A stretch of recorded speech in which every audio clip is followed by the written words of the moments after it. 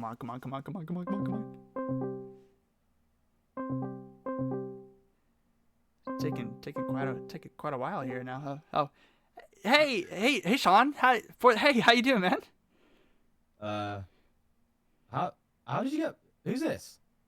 Oh, welcome to my 1,000 subscriber special. I want to again very briefly thank you guys all for what you've given me with all your support. Whether you've been here for a very long time or this is your first time meeting me, thank you. It really does mean a lot, and I mean that truly and sincerely. And I felt for this video we go big and we play against ForTheWin in a best of 3 match. Truly is one of the better videos that I've ever done, and I won't keep you for long, but do know that there is a bit of bonus content towards the end for you to enjoy and listen to as well. So without further ado, let the games begin.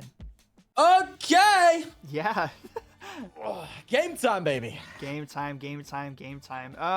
So again, this is a very experimental deck for sure, but I feel like in premise it works pretty well.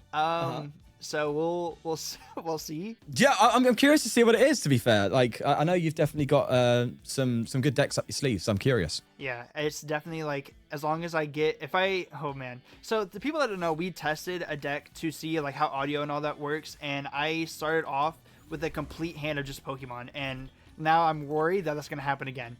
That was To be fair, that might have been just the one in the moment. You know, you don't know, do you? So yeah. I think you'll be fine. You can see what I'm playing off the bat immediately. Genesect. What is it? Melmetal is what the Pokemon is. Mm-hmm. Okay. Do you know what Melmetal does? Or I do not actually. So I don't think I've seen this one. So this is gonna be a complete surprise for both of us, or not both of us. Surprise factor. I'm happy. All right, over to you, mate. Okay, so then Buddy Buddy Poffin is probably what I'm gonna play. That is a good hand for me. Okay, so I'm assuming you're not playing anything crazy that needs me to have Psyduck. At least I hope to God. Imagine I just drop a Dusknoir. Yeah, I swear to God, I'm probably just gonna end up conceding because at that point it's like I'm chalked. Yeah. So I think that this is a pretty good hand. This is a pretty good start. I also do have you. Yeah. Interesting.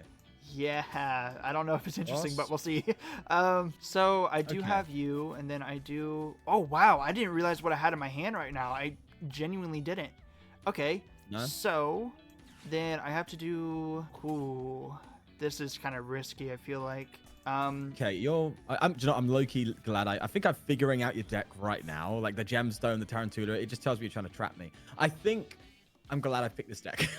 Yeah. I think it's okay. Well, do you know what Frostmoth I'm playing though? No, that's the thing. It's either it could be the spread one. I forgot what the other one does. I know there's a spread one. Okay. Okay, but I think I need to just get playing cards. I think that's what I need to do right now. Search your deck for up to 2 basic energy cards and attach to this Pokemon. This deck does 30 more damage for each energy on your Pokemon. Okay. So every metal energy, not just any energy. What? Okay. Metango nothing? Oh my lord! Do you know what? I sequenced wrong. I should have Metallic signaled first and got like cards out to thin out the. Hey! I'll metabolize. Let's do it. Give me energy. Gimme. Thank you. Okay. Over to you. Yeah, interesting. Here we go. I do have you. So now you know which Frostmoth I'm playing. I also have you, and then. Oh. Do I Hilda? I think I do Hilda to get you and I do like that. Yeah, it's a pretty interesting little combo that we're gonna have here, and then like it's setting up to potentially coming with a bigger hitter next turn if I can get that going, which as of now is not set up. So either you completely donk me right now, or please don't. But if you... Hey, I'm just paying to win, bro. It's in the name. Okay. It's for the win, but Okay. Oh yeah, now I start getting some hits. There we go. All right. So how much am I doing right now? So I'm doing 3, 6, 9, 12. I'm doing perfectly exactly what I need to Oko Fez. That's nice. Okay. 210 on the dot. We'll do that. Okay, so I'm trying to think about. Okay, so you're trying to trap up something, prevent me from attacking, and then go again, or you're not trying to trap. You're just trying to hit me, prevent me from retreating, and that's what the whole split up stuff is. And then obviously I can't attack, and then you go and you swing for the KO afterwards or something else. I'm assuming that's the game plan. Something similar to that. Okay, I need some good gust counts, man. All right, this might actually be difficult. I'm curious now. Yeah. Iono coming in. Let's see. Crap. Okay. Well, this gives me this. It's just like, don't really have what I need, so I'm gonna have to like just buy a turn for now. Okay. And this stops you from attacking. So at least. So my retreat cost is 6 now, isn't it? Yes. That's hefty, big boy retreat. Yeah, especially going against a metal with 4 energy, you know. Well, for me, I think you're lucky because I don't have enough energy to actually follow up with an attack off of this Matang. So if we're just going to bide our time here, I'll just do this. Right. Okay, you've got nothing. So it's probably a good idea for me to just pass. You're not KOing me next turn. No. I'm definitely not KOing you next turn. It's probably going to be like a good few turns until I can. Yeah. Although I should have... Okay, no, it's fine. It's fine. Off in as well. Yeah, this... I was hoping I could get more off that Matang because then I would have been able to retreat and KO the Frostmoth, and I think that would have put you in a tough spot. Oh, okay. I see it. Yeah. You've got the old... the Jet Puncher, huh? You've got the other... Yeah, it's the Jet Punch. Yeah, the other dolphin. Yeah. It's a fish, it's not a fish, it's a dolphin. Yeah. Okay. In that case, I just have to pay a heavy retreat here. Do you know what? It's fine. I've got recovery. If I have to retreat hard, then that's fine. We'll just do that. That's fine. We'll just do this. At least, I think my goal, I actually want to put pressure on you. I don't want you to, like, keep going, so to speak. I see your deck's got a lot going on. Yeah. So if I can just take out attackers and hopefully you kind of brick on hitting the combos, that's the way I think I want to go about it. Yeah, because it definitely is like you want to try and have your opponents stalled as much as possible, and then you come in with you know, the option of coming in with this Palafin. It is good, but again, it's just like you have to make sure you're set up, and I probably didn't build the deck to its fullest potential, but for the most part, I feel like I did a pretty decent thing here. I could... Ooh, I could do that. Let me actually super rod first before I get, you know, I can't use that I need anymore. to find one of them. Yeah, let me make sure I do that, and then I'll save the other one. I don't really think I need Fez right now, so for now, I think that doing this and then trapping you would be pretty key. Yeah, because you're not able to retreat now, so hey, you're stuck there, buddy boy. Okay, I have options here. I think, all right, let's do this. I have an out, I will admit. However, I don't want to use it. I want to charge up this Mammoth. If I could just get a KO of Mammoth, I'm happy. Nah, use it. I need to hit 3 energy off this Metal Maker, though. Go on. So don't give me the joke. No, okay, fine. All right. In that case, let's at least prepare this. I'm just going to have to play my 1 out here. I'm going to go for Turo. And throw you here.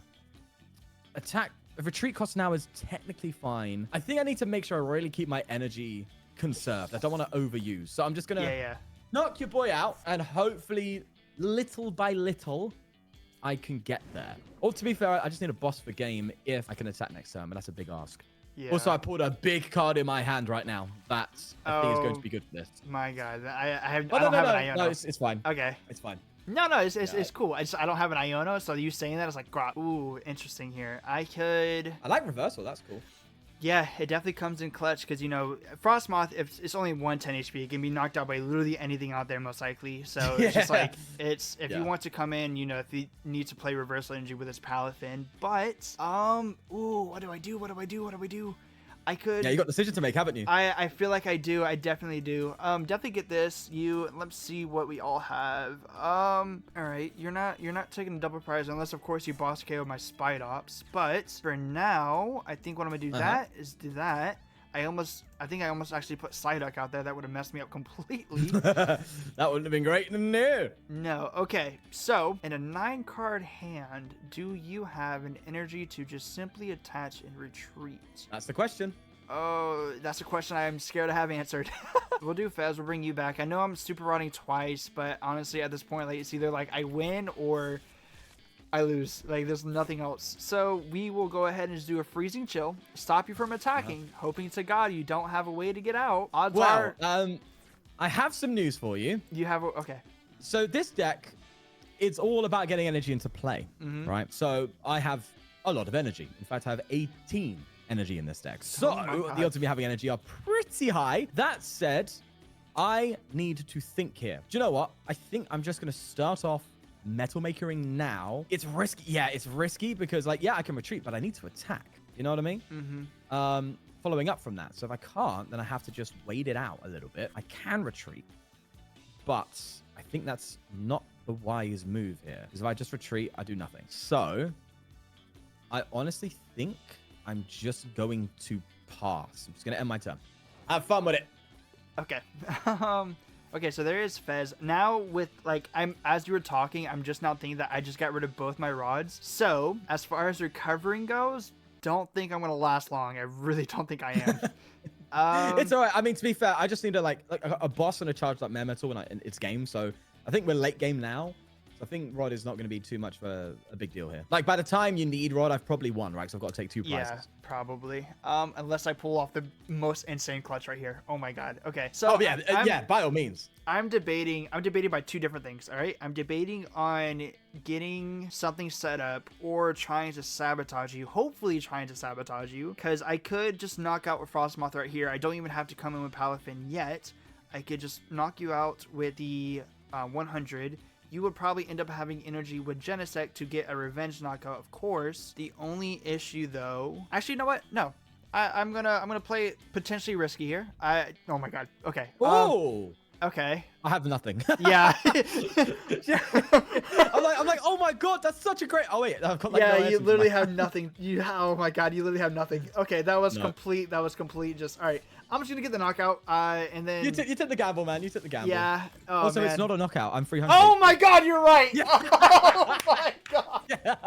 What am I thinking? Oh, I gambled there completely. I think what I was thinking about, if I take the knockout, I take the knockout with Palafin. That's how I would get the knockout. Oh my god. Oh my god.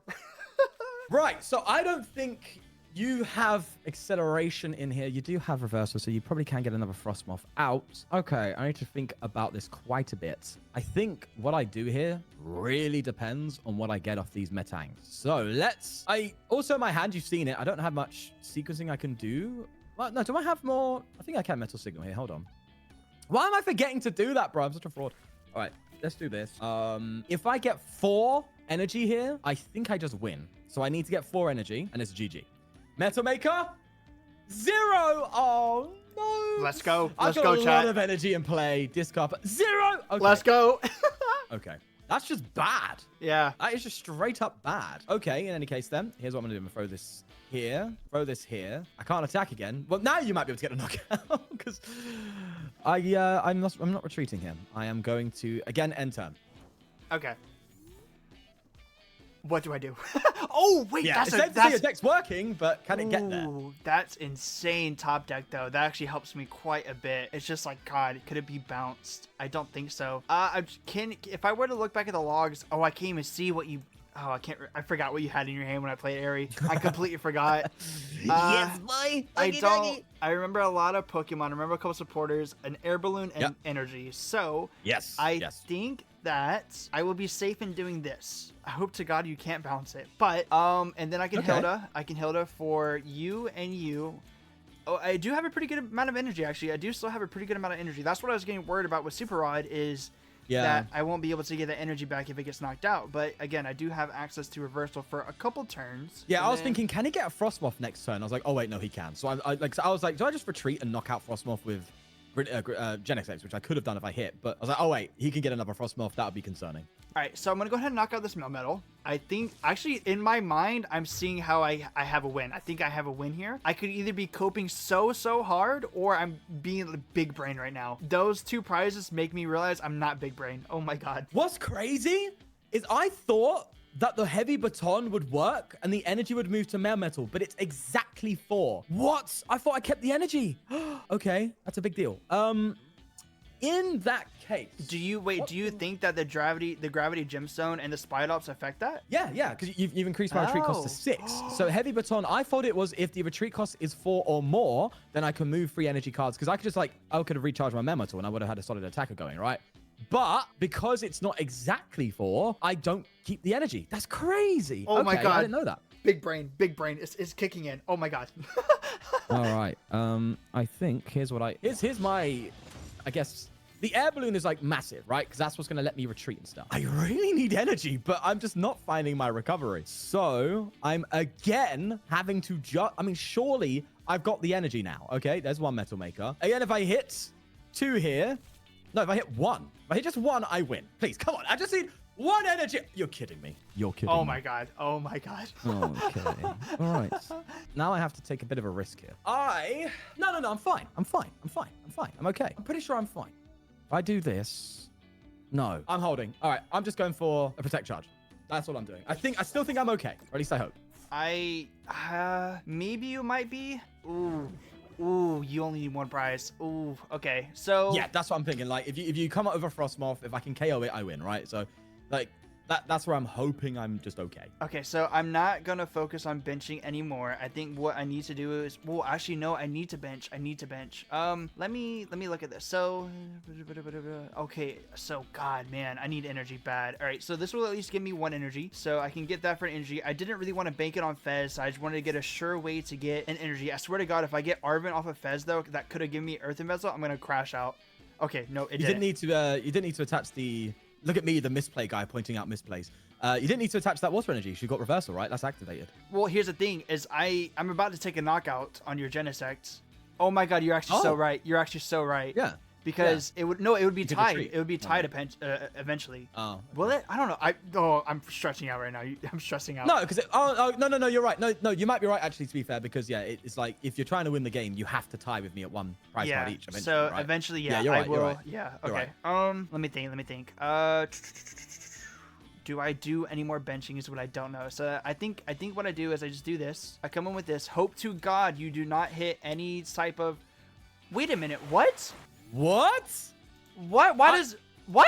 What's during? Oh, you take 30 less damage. Oh my God. Oh my God. Charge is winning the game. Oh my God. Oh, no. That is tragic. Okay, this is BM. I want to see if I was going to hit the energy or not. Let's find out. Let's say you got the KO. Yeah, I would have won. Okay, so at least you can have solace in that. Okay. Oh, I would have still got the win. God. But that is a crazy effect there. The protect charge coming in fully clutch. Mental. Mental. Oh my God. That was a great game though. So getting into game 2, that was such a devastating loss. Oh my God, I thought I had it this entire time. You mean a great win? What are you talking about? No, it was no. Get it for the win. Okay, never mind. Sorry. Yeah, exactly. Best play of all time. What can I say? Oh God. Yeah, all right. So this is a pretty. I don't know. Oh, actually, hold on. That could be a pretty decent setup, actually. Hold on. Oh, he didn't decide if he wants to go first or second. Usually, with the way these work, the opponent decides if they go first or second. I'm assuming you want to go second. Yeah. Okay. Sorry. Right, if not, I would suggest we restart it because it's only fair that like if you lost the game, you can pick where to go first or second. That's how they do it, right? But if you want to go second, then that works out. Yeah, I was wanting to go second. That's fine. I wanted to go second too, but no, I went first. This is going to be interesting. What on earth are you playing? Oh, you're just playing. Okay, yeah, Mega. That's fine. I think I would just do. Oh, where do I attach this energy? Oh, I'm gonna attach it here. You might think it makes no sense. You'll see what this deck is when it comes, but I don't like Iron Hands. That scares me. Especially with the synergy that this has, but at the same time, I really don't have anything going for me. Like I have such a bad hand. If you could see right now, you would understand. Oh my God! But what does your Onyx do? Flip a coin of heads during your opponent's next turn. Prevent all damage from and effects of attacks done to that Pokemon. Okay, so is this essentially like a stall deck in a sense? Like no, it's not. You shall see. Okay. When the time comes. I think some people watching will know. But as soon as they'll probably definitely know as soon as they see this stuff happening. I'm gonna go for Trolley, and I'm gonna get. This is funny because I'm playing Genesect again, and you'll see why. Let's go all in. I'm gonna go all in. Let's do that. We'll use Genesect. What does Onyx evolve into? Is it Steelix? Yeah. Okay. So let's Steelix this bad boy. Steelix this bad boy, and then my board just looks like an art piece right now. What the hell is going on? It does. It's honestly crazy, pretty. Man. It's really pretty. Let's do. Do you know what? I'll go all in onto the monkeys. Let's do it. Okay. Yeah. I mean, this is a bad idea for me because you just won it KO. Oh, you don't? Oh no, you do. Yeah, Mega hits 210, right? It hits 210, yeah. So yeah, perfect maths, even with resistance on my Steelix. So you do want it KO me. So really, I shouldn't be leaning too heavily onto the Monkey Dory, but hey. Yeah. Letting you know right now, you're probably gonna win. Oh no! I am bricking hard right now, dude. Not the brick. God. Oh, bro. Aye. Yeah. Yikers. That's like the most unfortunate thing to happen is like you have your opponent hit so many different things, and I play a good amount of supporters and like ways to search, but I have literally nothing but energy in my hand. Bro, that is rough. Yeah, that is sucks. very, very, very rough. That's the downside with TCG, man. Yeah. It's a card game at the end of the day, right? You get what you get. Yeah. Hey, listen, if I get an Iona, I'll do you a solid. All right, but I need to get it. Yeah, I need to get it myself too. Okay. Ooh, oh, that I don't know if that's good or bad. All right, well, It's something. it's something for sure. I just do I Yen Mega has a 4 energy cost for attack. So Yes.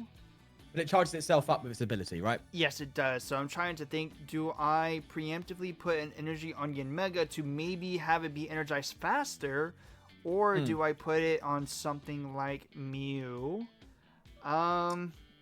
I think I do. Go ahead. Yeah, go on.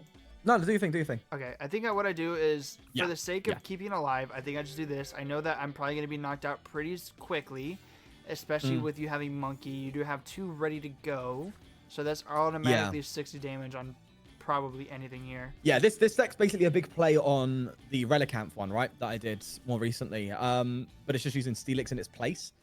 All right.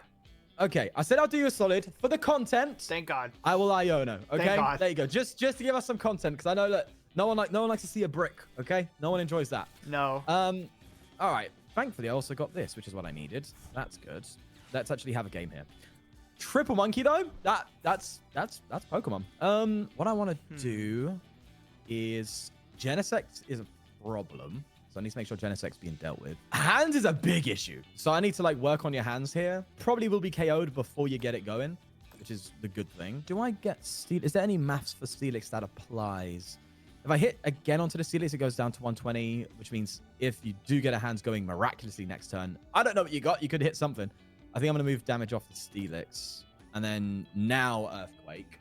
And you're going to see why the Steelix deck is kind of fun, because it just builds damage like crazy. Yeah, I can see. It's just like the same as your Copper It's really good. Yeah. It's obviously weaker, but single prize, right? Yeah. See, honestly, prize manipulation. Energy. Yeah, prize manipulation is so much better, and of course the energy. Okay. I feel like I have a play here that I could get something going. The only downside is my Iron Hands is gonna be knocked out next turn. So I think what I do is I lose this automatically. I was gonna say, if you have like a charm, put it on the Mew, because I think if my board stays the same, I also have KO. I have a 4 prize turn next turn. No, I don't have it, because oh no. Yeah, I don't have it. Oh my God. Man. Okay, so what I'll do is I will just say screw it and just come in with guns a-blazing. The only thing that sucks is that your Steelix has a Lux Cape, so it's not even able to be knocked out by my Yen Mega, and you're gonna knock out my entire Mew and Iron Hands. So hey, you know what? I do less damage. I only do 180. Love that. Yeah, with resistance. Yeah, resistance. Okay, well, hey, you know what? It doesn't even matter because you're gonna be knocked I'm down. Sorry. No, it's totally fine. It's totally fine. It's totally fine. Totally fine. It's totally fine. I wanted to lose anyway. It's okay. Yeah, it's just like it would suck if like I don't know, you just happen to press in turn. Oh, whoops. No. Yeah. Get off it. All right, let's pick up a liability. I'm gonna get rid of Jenny. Why did I attach to him? It's fine. I will. Yeah, to be fair, with this Steelix deck, right, I actually did exclusively Brave Bangle, but I was like, there's gonna be times where I need a Steelix to stay alive, and I'm glad I made that choice. So damage-wise, I think I need to move off my monkeys for sure. Let's get rid of both the hands and the Mew then. And yeah, just go for the swing. All right, that's nice. Yeah, to be fair, I think it's an unfortunate matchup. Like this Steelix deck, really punishes basic EXs. You have a basic EX, you're cooked, right? So I think it's unfortunate because your deck relies on a lot of basic EXs here. So it's just an unfortunate matchup, I would say. Let's move off this Steelix. Who knows? I could get a 4th monkey down. That would be fun. That would be terrifying. Go on, give me a 4th. Go for the quaddy. Oh no, it's not. It's fine. In that case, I'll leave that bench slot open. That's fine. We'll just go for the 130 and the Quake. I don't think you could take out both my Steelix. So well, as of now, I can't do anything. So it makes me wish that I was energizing the Yen Mega, because right now I can't do I can't do anything as God, far as that's like, what I was thinking. But before, when you was talking about do you attach to it or not, I was like, yeah, because if you go into the Omega and move energy away, it just sits there. yeah. You know, that's his biggest problem.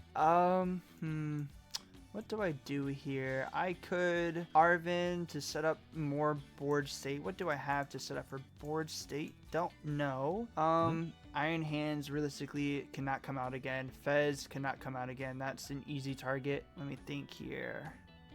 I think for the most part, this might be just a tad bit chalked, but you know, I'm hopeful. I'm hopeful. Okay. Yeah, definitely. Anything can happen, right? Anything could happen. It's a bit of copium and a hopium, a bit of both, you know.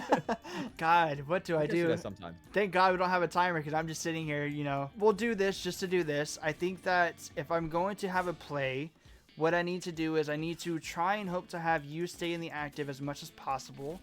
Okay. No, sorry, out of the active as much as possible. Not in the active, but definitely do not want you in the active.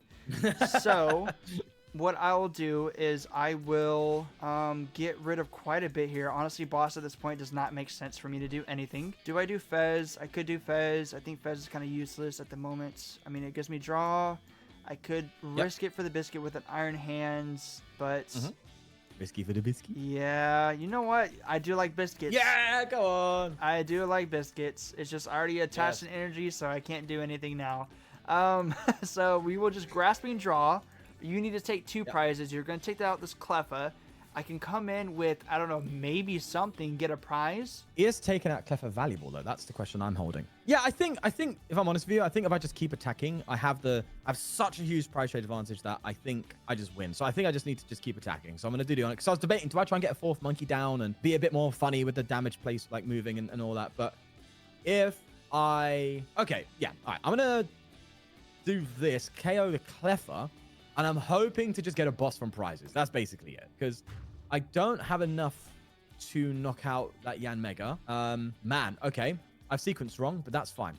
Oh, man, I could have won now. No, you definitely do so win. Because here's the thing is I don't have anything with Iron Hands to retreat out. So if I put Iron Hands out, so yeah, you definitely take it, man. God. Okay, I'll just take the knockout then. Yeah, no. GG for sure. I think you bricking, I think is the big issue there. I think if you managed to get Iron Hands going, I would have been in trouble because you could have been like gusting up monkeys like crazy, you know? Yeah, crazy. Man, that really does suck. Unfortunate. GG though. Yeah, GG. Game 3. Consolation game, huh? Yeah, you definitely already won, but, you know, for the sake of us have already taken the time to build our 3 decks, might as well kind of show off what we did have in store for each other, you know, and to the viewers. Yeah, okay. So what would be best here? Do I go? I think I still go second. Maybe I'll win on the consolation. Who knows? Exactly. I just think it's going to be good to explore these decks and see what other people... Wait, have I picked the wrong deck? I think I picked the wrong deck. Oh, PTCGL! Yeah. Wait, no, let me just double check. Because I've got monkeys and I think my... Oh, I don't remember. Okay, we'll do that. I'm going first. I'll check the deck. No, it's not. It's okay. We're fine. Okay. It's just my deck also plays 2 Monkey Dories. I just got scared because I saw 2 Monkey Dories in my hand and I was like, uh-oh, I'm playing the same deck. No, we're fine. Okay. Woof, okay. Oh, it's Tox. Okay. It's not Toxbox, although it kind of is. It kind of isn't. Let me do this. I think I'll go like this and get greedy. I'm getting greedy. We are playing with the hunky dory, monkey dory, okie dokie, okie wokie, stokey wokie. There you go. And so. I do have a pretty decent hand as far as like making sure I don't brick again. That's good. Yeah, so we can try to get a Lily. I think for the most part this is fine. That does give me next turn. I feel like I have a pretty decent start with what I need. Yes. How fast? I don't think you'll be able to do anything quick. I don't think you will. So I think I do have some time bought for me. The only thing is I can't search yet until next turn. Oh God. Well, all right. Maybe I'll get off with this. Yeah. Oh, okay. I do have it. Nice. Okay. Nice. Lucky for you, I don't. So that's the good news. I was hoping to get Petra so I can go straight into it, but it's not available. Okay. I'm just gonna have to sit here and wait. If that's what you're saying, then I feel like I have something here. All right, I'm gonna enter. All right, so I will go ahead and put you down, and then I will have to Ultra Ball away a U and a U, because if you can knock out next turn, it's definitely key that I get you going. The only thing that does suck is I do not have the Matang ready to go, so I'm just gonna have to be manually attaching. But here's the thing that you may or may not know, Mr. Sean, aka ForTheWin, is that this Paparaja has a pretty unique ability that I've seen it. You know, so we put this down, and I'm automatically pretty safe from your okie dokie. At least I think I am. So I don't know. There could be some trick. Yes, okie dokie for sure. All right. In that case, I think what I need to be doing here is I need a single prize attacker, that's for sure. But that's out of the question. What I do is I've got an idea. I've got a game plan. Let's go on to Toxel, and you're hitting 130, so that's not a big deal. I'll attach here. Do I go for Bravery Charm? Okay. Yeah. If I could just take out Matangs eventually, that's fine. But I think I'll retreat into Toxel. And what do I do? Do I bench another? Probably. Okay, I'm going to bench another, and I'm just going to call for family. What single prizer can I use? Oh my god, none. Okay, in that case... Oh no, I do have a single prizer. That's fine. Oh, we'll just get your Veltal. That's right, my idea. So then what I could do is I can evolve that. The only thing that sucks is I don't really have a way to get a better hand at the moment. So I am completely reliant on me having Matang energy come into play so I can at least get a knockout. Otherwise, that's the good thing about Matang, right? Is it's self-sufficient. You don't need the best hand for the deck to play. Yeah, you know what I mean? Ooh, there's one. We're close. We just need one more energy. We're close. I think that what is your... Ooh, okay. I think that doing this, is you don't have Petch, having you in the active with something you can't attack with might be more beneficial for me, as long as I get Matang going. Okay. So, top deck, not what we wanted. What I'm going to do then is... I'll put energy here. That's fine. I don't like the idea of clutching right now. That just seems bad. You can hit 230 exactly onto me next turn. Gotta think. If you do that, you can't attack, though. That's good. I will enter. Do I enter? I don't want to pay. I don't want to pay retreat right now. That's what I'm thinking. It's free energy. Let's do it. I'm gonna be greedy. Greedy, Mr. Mimi. Okay. Ooh, interesting. That can maybe come into clutch. All right. So, ooh, big brain. Okay. So we at least can start attacking. Yeah, we can at least start attacking. It's just, do I do the extra 100? Is still would it be knockouts? No, I don't think I do. I think that I just can hit you twice. No, yeah, I can just hit you twice and it'll be like, 260. So as long as you don't retreat out, then, we'll see. Okay. Right, I've got Rod. That's nice. All right. Here's what I'm going to do. I don't want to lose my only real way to attack. I think, man, this is a difficult decision to be making. Yeah. Do you know, I'm glad it's this matchup because I'm being challenged. Whereas if I think I did the Steelix one here, your Copperage would have just done nothing, right? Yeah, 100%. So I'm quite happy it's this because it's putting me on the spot and I'm really enjoying it. If I just retreat here, you're just gonna knock me out with whatever I put up. And I don't mind that. I think that's better than you KOing Okidogi, at least for now. And if I can just pull off a Dark Feather, it's rough, and that's what you've got to be doing. But if I can pull that off, then it's better than nothing. So, I mean, you could have Boss, but you got one card in hand. I've just got to gamble. All right, enter. Do your thing. All right. Ooh, that's not really what I need, but hey, you know what? It's okay. So we can at least get 2 Matangs now that we have you going. So I feel like getting energy should be a lot better and a lot easier. So we can do the bench Copperaja, get that guy going. Nope, never mind. I lied. All right, so we're gonna go with the other Matang, and we're gonna get that going. We're gonna at least get one. Oh, we actually only get just one. Awesome, love that. That's Matang for you. That's Matang. That is Matang for you. You are right. Okay, so if you pull off a Dark Feather, that is doing only 110, so that is not an immediate knockout. Worst case scenario is I lose this one. I have the other one ready. The only thing that I am in a situation with is if I get knocked out, then I don't have another Q-Fint going. At least right now I don't. Maybe I'll get one from... Hey, if you were to pick a number 1 through 6, what would it be? 4. Okay, he's going to sabotage me. I'm going to go 3. Wait, what are we doing? It's Oh, prizes. it's prize cards. Okay, I was like, wait, what's going on? Why is he asking me that? Okay. All right, so I think the best move here is for me to get Fez out, because that's just like draw. I need draw. I do have stadiums. That's what I have to spoil to you. So this neutralization, if I can get a gust play, will go down. That's the combo I need to hit. I need to hit the gust in combination with stadium. So I need to build a hand for that bad boy. That's a hand, but not the one I need. Do this. Do this. Why didn't I attach the monkey door? It's fine. Didn't need to anyway. I'm gonna rod back energy, and then I have a determination. Now I know I can also attack with Fez on the bench. I know I can do that. Yeah. But I have Ionode into everything I need. Oh my god, really? Gosh dang it. Okay. Literally. Counter catch up. All right, let's do that. Let's throw up. I will, in this case, throw up Genesect. That's gonna allow me to bounce neutralization zone. Thank the Lord, that was scary. I was scared. I was I was intimidated. So I'm gonna have to build on this very damaged Okie Dokie. But that's fine, I guess, as long as I can take KOs with it. And then what I'm gonna do is I'm not gonna Dark Feather. I'm gonna clutch. That's what I'm gonna do. Oh, okay. Force you to attack with Genesect. If I can get Okie Dokie coming in and KOing, then I can KO that. It's at the price of my Okie Dokie. However, neutralization zone is out of the picture. That's nice. Yes, you are correct. Not gonna lie, I was kind of not thinking that you'd be able to do that. Not gonna lie. Yes, sir.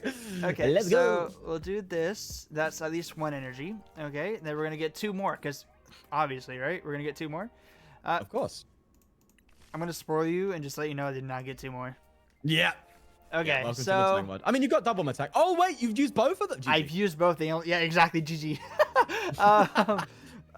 Okay, so I guess I'm gonna have to go off what I was saying, and I'm gonna have to. Ooh, I completely forgot you were in here. Oh wow. Okay. That's got a little tricky. I don't know. Oh. I don't know. I completely Hello, forgot that was in there. Yeah, exactly. What does your Okie Dokie do? It does 130 plus 130, so that's 260. So that's immediately knocking me out with Genesect. You don't have a way to poison, so you can just clutch me and hopefully pick something off the bench to get Petron, which I'm assuming you're playing. The odds of you having another stadium might be kind of low/high, so I think doing this might benefit me a little bit, just for at least a turn. Yeah. And then what is in my discard pile that I could potentially get back? I think nothing. Yeah, literally nothing. Okay, I'm just gonna have to pass. I'm just gonna pass. And see what happens. That's clutch for you. That's what clutch does. Okay, so I have options again. It does feel kind of pointless charging up Okie Dokie without the poison. It does, but eventually something's going to go down and Petrump will come in, so I've got to be ready for that. Okay, so I'm gonna Sinister Surge again. This is gonna be quite a methodical game, I think now. Let's throw energy here. I don't need that battle cage to go anywhere, but why not? Let's play grab. Now, here's what I do. I'm gonna throw up this, and I'm being that guy, but I need time, bro. So we're gonna go for a clutch on this. Okay. Ooh, wait. Oh, I think I do play something in here that can maybe help me. Not that. Nope, not that. What, a Turo maybe, or? No. Let me see. Oh, I can only look at the top 4 cards. Okay. Yeah. I forgot I can't like search through my deck right now. Okay. No. Then I will put something on you just because I don't have you energized yet, and then I will Metal Maker you. If I get more than one. Ooh, that is big. What? Okay. Yeah. So boom, boom, and then boom, just in case I need to start attacking with you. Oh wow, that's a lot of energy. Yeah, that was actually clutch. Okay. And then Ultra Ball. I don't need an Ultra Ball. Okay, so if we can get a certain item card or a certain pivot, we're good. Oh, like that. Thank you very much. I'm actually going to move that here. And if I can just keep. Oh, I think I've got a game plan going.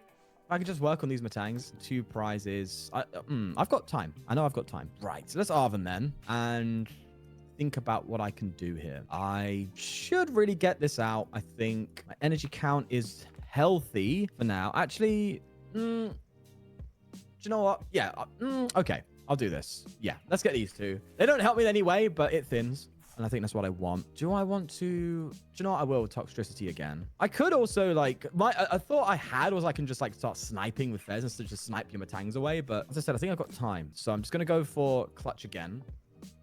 And we'll see. I also do need to get damage on that Morwile. That's for sure. That does not help me at all. Okay, so if that is going to be the case with you just clutching me, do I then start doing Matang attacking with 60? That will do 100 to your Veltal, but that's still, of course, not knockout. Do I... let me think here. So Genesect can't really get me any more evolutions. For the sake of making sure I can search for what I need, I think I'm just gonna do this, and this might be a little risky, but I need to make sure that I have what I need to know if I have that specific play. I do. Okay. So I just need to hope to get it off of a Lily or an Iono, because I do not play Arven unless my only copies of Arven are all prized. That would be so unfortunate. Okay. Then for now, I will just let this fail. There's no Evos that I need. There's no Pokemon that I, of course, can put on the bench. So we will Matang to hope to get more energy. We don't get any. I actually don't know how much energy I play. Actually, that is actually kind of scary. Yeah, that's what I was thinking. It's like you're thinking like, you know, getting rid of Rod is risky because you might have most of your energy in play and you might just be stuck basically until Matang goes down. Yeah, maybe. You know what? Maybe there's a bug right now that if I put Air Balloon, I can still retreat. No. Okay, so I'm just gonna pass. That is full copium. Jeez. Aye. All right. Okay. Let's keep this ball rolling. You've got nothing in hand. That's good for me. I am gonna keep chipping at what needs to be chipped at. That's in range. Good. Just again, clutch. This is why your Veltal is very good right now. Very good. Yeah, there's actually a deck that I have with Yveltal that I thought about playing to. Hold on. No way. Hold on. This could be big. Oh! No, it doesn't work. Okay, it's okay. No, that could have been huge.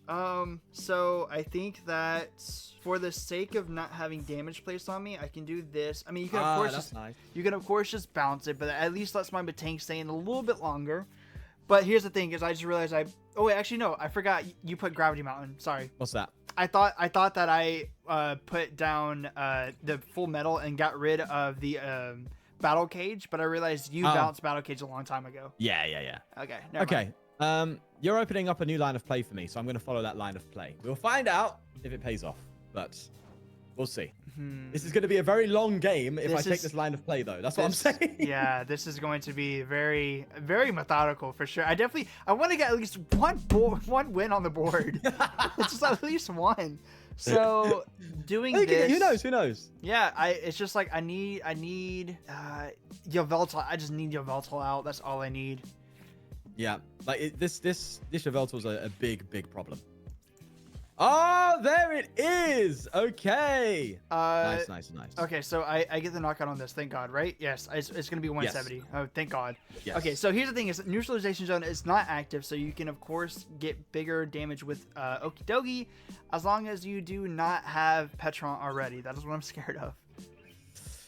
Well, oh my God. So Petron is a possibility. Yes, of course. I still need to decide my line of play. So I am going to let's do this. I don't think I'm going to need another Mochi anytime soon. I need to check my deck. Okay. So how many? So you got 1, 2, 3, 4, 5, 6, 7, 8, 20. Oh, this is getting really tight. Okay, if I bench about to attach, it's going to be less. Okay, so I am debating a stall strategy or an aggressive strategy. I think it really depends what I get here. I'll be honest with you. It depends on what I bench. All right, I'm going to flip the script because I don't want to... I'm thinking, do I play a nest ball here and try and bench something? Or, okay, I've got this move or I've got this move. Oh, I have to think. No, I don't have to think because I don't have boss. Okay, that's fine. So what I do here is... I can take a multi-prize turn here. I know that.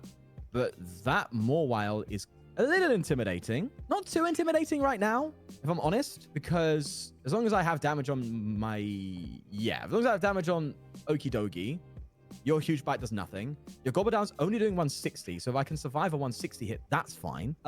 If you come up with Copperaja, you can one-hit KO me. You can max at 230, so if I can avoid 230, that's also good. But I can't with 1 Monkey Dory.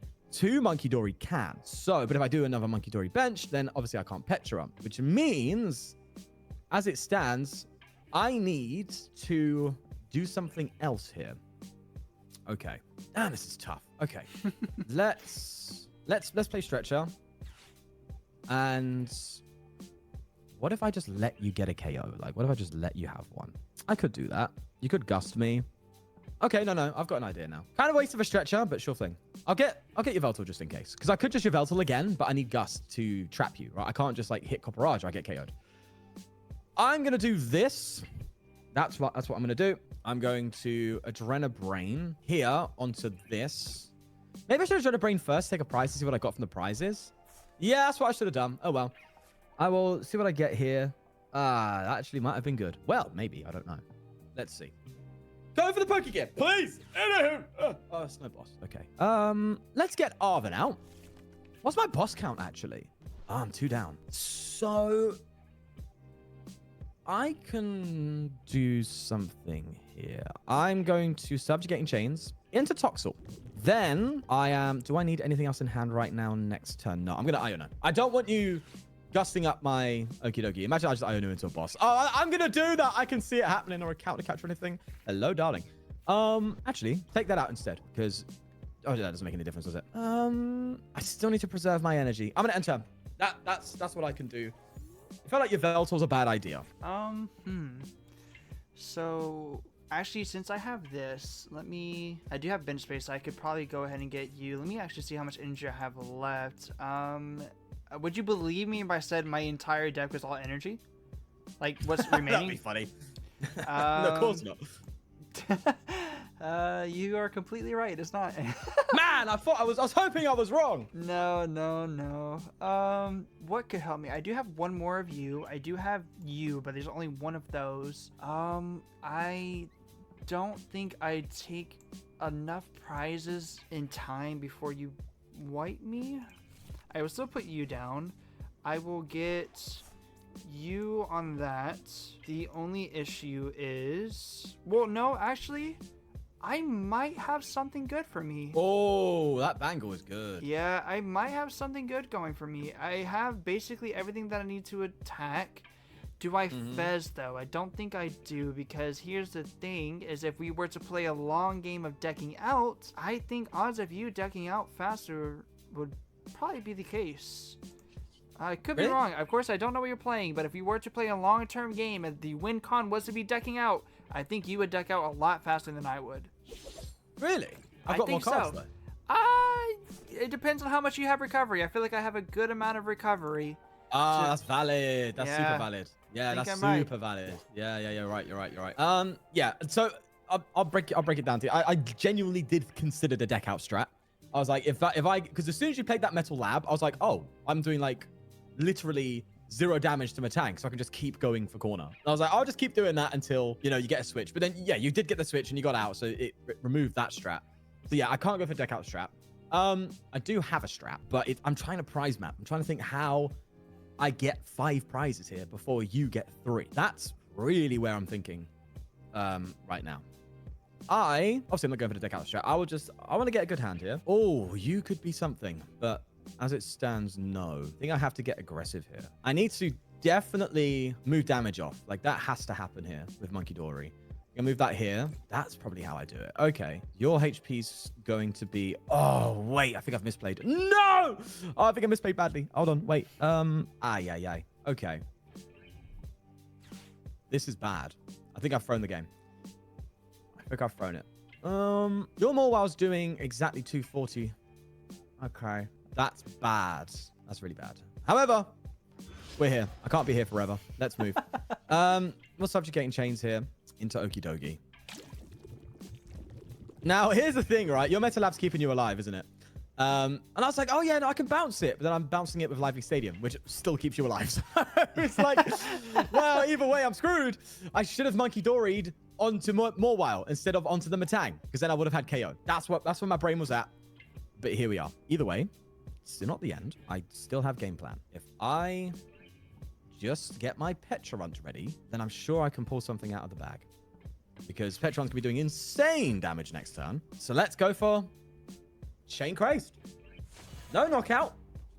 Ooh, close. Very close. Very close. Oh my god. Exactly. Okay. Exactly. Ooh. Thing is, though, is I did just realize Lively Stadium benefits me. You can't one-hit KO me with Gobble Down. That's the good news. Yeah. Unless you bounce, obviously. Stadium. That is a play. You're right. Yep. Okay. I'm here all day. Don't worry. Wait. Pause. Just before you, in case you make a misplay, I think playing Metal Lab will KO your more wow because it's got 290 damage on it. You know, you might be onto something. I'm pretty sure. I don't know because I didn't want you to play that stadium and then just no, KO your own yeah, you wild. would. Oh my god. I could just realize that last second. Yeah, sorry. Oh. I feel like I'm trying to coerce you into making a play for me to win. No. Yeah, just bear that in mind, okay? Sorry. It literally, I realized the moment you hit the stadium, I was like, oh wait, no. He could what just, is what is so funny is if you had just not said anything, my metal was right above the freaking Lively Stadium. I was about to let go of the mouse. Oh, geez. Oh my god, that was like that's probably like the most nail biter thing that could ever happen.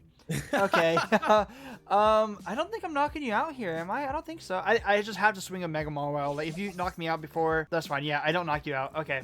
Even with the poison, that's fine. So you're gonna take 3 prizes. Yes. I'm gonna be taking 3. I could take if I get another monkey down, I could take 4, but I need the monkey. And I don't have the outstat. I need to keep my deck alive. But I also don't want useless cards anymore. So let's just get rid of these 2. That's fine. Yveltal? Anyone? Oh god. Yeah. Okay. Think. I am moving damage, but what to? Oh, definitely more wow, right? But then you're gonna give me a single prizer. You're gonna give me Matang anyway, right? Because you know if you give me Copperaja, that's just an easy KO on Pokemon that's charged up. Matang. Oh no. Although Matang might be needed, right? So it's probably better for me to KO your Matang and leave you without any energy acceleration in case you recover energy and want it on something like a Fez. Yeah. Okay. So let's get rid of the Matang. Let's get that out of the picture. Man, I really wish I could bounce Stadium right now. You know, just like, yeah, bye, more while. See you later. That's not happening. Oh, Psyduck, hello. Really keep the hand as low as we can. Oh, there is another potential win con for you, though. Let's see. I'm going to take these prize cards, I think. Oh, unless... No, I don't have another monkey. Okay, let's do this. Take a knockout. There we go. 3 prizes. I have 1 prize remaining to take. Yeah. You have 3. Yeah. This is getting quite intense, isn't it? It is. This is a very... Ooh, man, this is going to be a long video. Very. Ooh, okay. I feel like this is a play that does not matter. I could have brought up the one with the Brave Bangle, but I feel like that also doesn't matter either because I could just knock out this Okidogi. If you just have 1 energy with Petron, that's all that you need. Realistically, that's literally all you need. Just 1 energy on Petron and you win. Yes. So here is the thing. I have to do this. This. Oh, but then you could... Yeah, I have like retreat or monkey, right? So I can always just like tox retreat, you know? Yeah, but you know what? Let's not think about that part. Let's don't worry about it. It's fine. Let's not think about that. Let's be hopeful. Wow. Okay. So here's the thing: is the question of deck out. It does definitely not matter either way because I mean you're gonna take prizes. But if we were to do deck out, I would have definitely decked out sooner than you. I will Fez just to see if Fez will give me anything. I highly doubt it. But maybe no, it doesn't. Oh wow, hold on. I thought I had something there. Wait, do I? Hold on. If I were to do that, what could I bring up? I could bring up. Oh wow, yeah, that Mega Marwell definitely was a big reliability for sure. And if I would have bounced the Stadium, oh my god, you would have just won the next turn. Oh my god. Okay, so if I were to do counter catch. Yeah, I could bring up Monkey, but if I take out any prizes, all you need to do is literally just bring up Okidogi. You take a Revenge Knockout in turn. I feel like putting down the Stadium, the Neutralization Zone, a little too early was my downfall from the get-go. Because if I had that right now, I guarantee a win, I feel like. Except for, if I would have had that right now, I would have guaranteed a win. Yeah, I think neutralization always, even with a Copperaja deck, needs to be late game because like I would have played my stadiums down. Although no, to be fair, I would have been like aware of newts, so I wouldn't have fully played all my stadiums. I would have held them. Yeah. But it still is the wise call because you could like now Iono neutralization zone. I would have been good. Yeah. Okay. So I think what I do is I just take a knockout. I'll just do the 230 because either way I know I lose.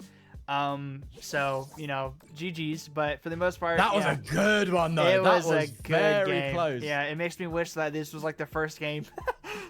Yeah, well, do you know what? Either way, it's good fun. It's good fun. Either way, I would have lost. No. I definitely, you did. Well, look, there's one prize remaining. You definitely had Wincon somewhere during that game. It's just, I think it's such a difficult game to navigate. Oh wait, have I just lost myself the game? No shot. Wait, what? Don't say that. No shot. I think I misplayed.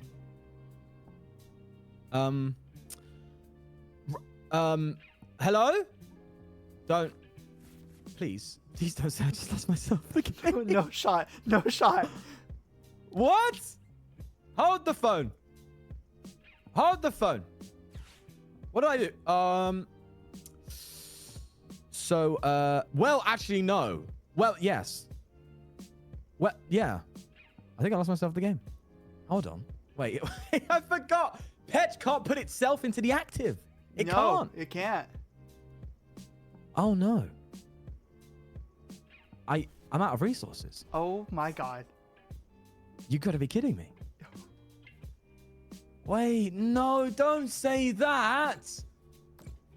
Okay, let me just think quickly. You can't attack next turn. I know that.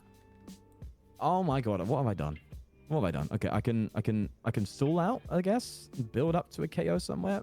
Oh, this is terrible. All right, I've misplayed. Have fun. GG. Okay.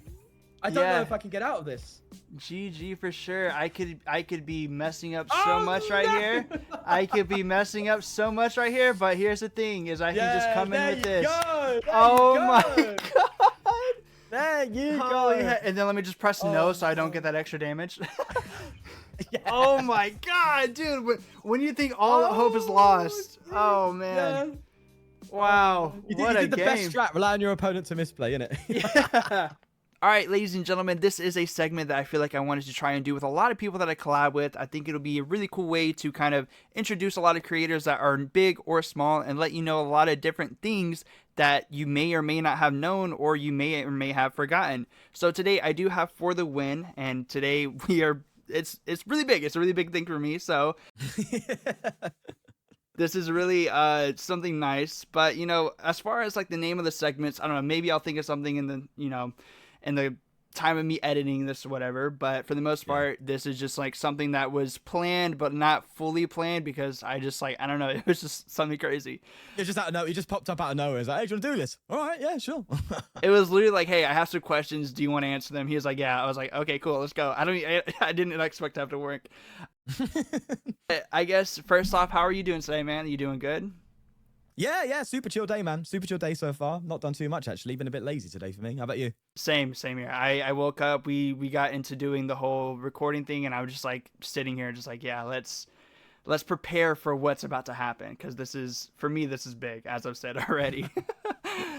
And I'll let people know, for you and of course like the viewers, I am of course not a big interviewer. This is not something that like I'm going to take pride in a sense that like don't make me sound like I am a big interviewer, but it's just like I feel like these are some pretty. How dare you not ask me the most challenging questions? Exactly, you know what I mean? Like I'm not gonna be like, what were you doing December 2nd of 2019 or something like that, like enough like that. But for the most part, I feel like these are pretty fun and unique questions. So I guess just jumping right into it, it's just like a simple basic question. What were your biggest challenges first starting off making content, and what are those challenges now?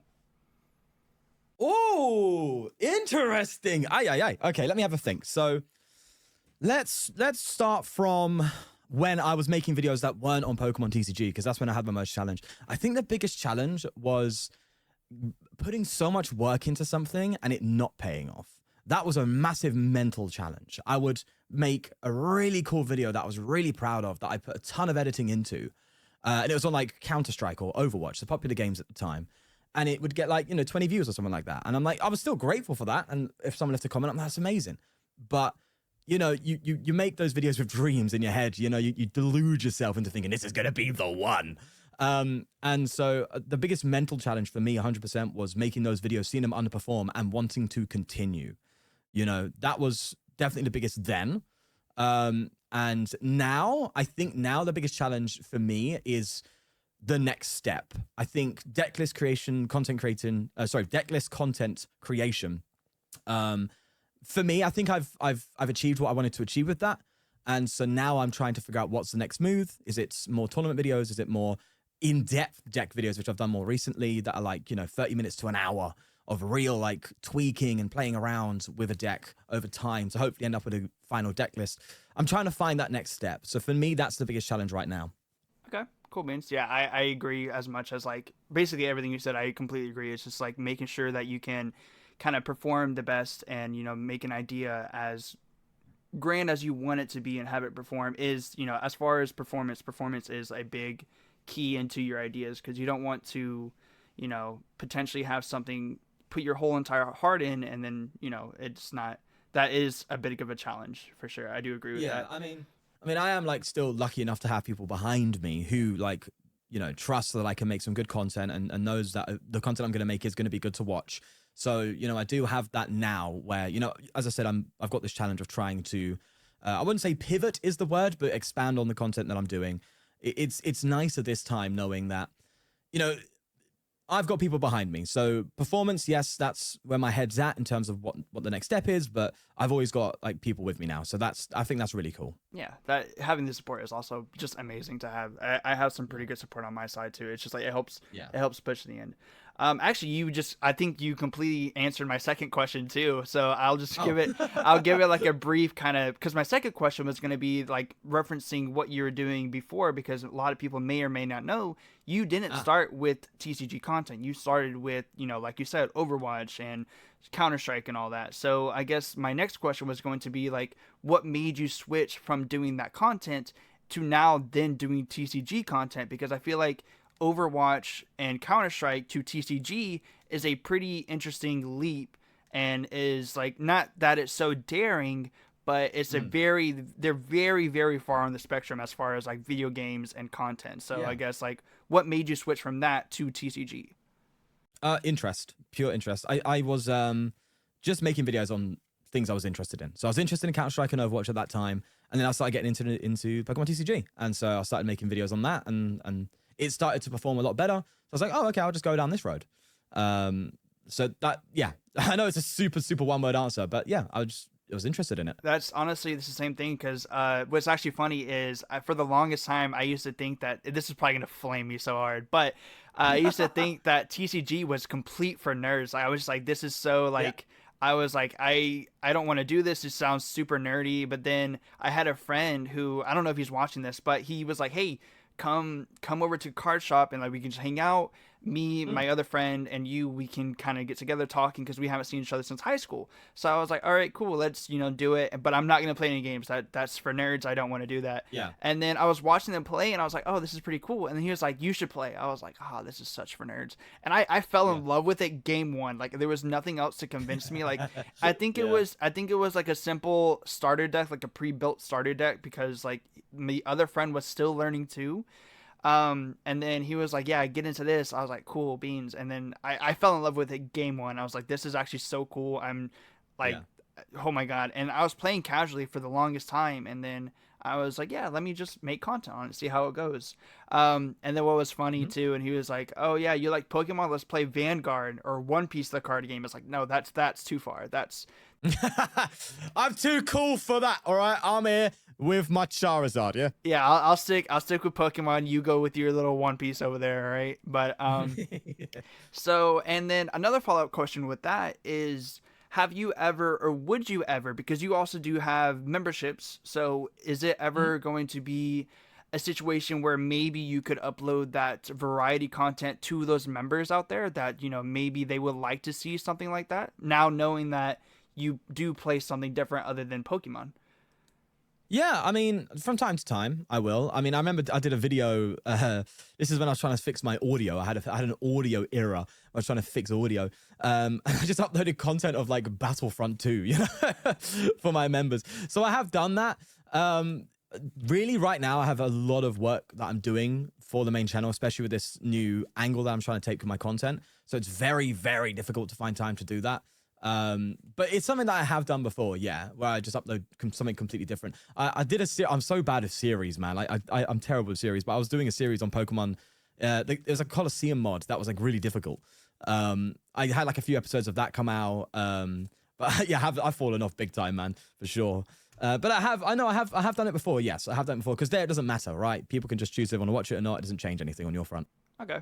Yeah, I feel like, I mean, I have a mentality where like I want to try and kind of dip my toe into variety and kind of give myself a new way of trying to entertaining. But I mean, for the most part, like I've stated to you and to my people, that the base of the channel is always going to be Pokemon. Either if it's going to be TCG or if it's going to be like Legends Arceus or ZA. Like for a while, I was streaming ZA until I had some complications over here on my end, but yeah, that is something that I'm looking forward to with this new year, is trying to dip my toe into trying to do variety. And if it performs well, it doesn't.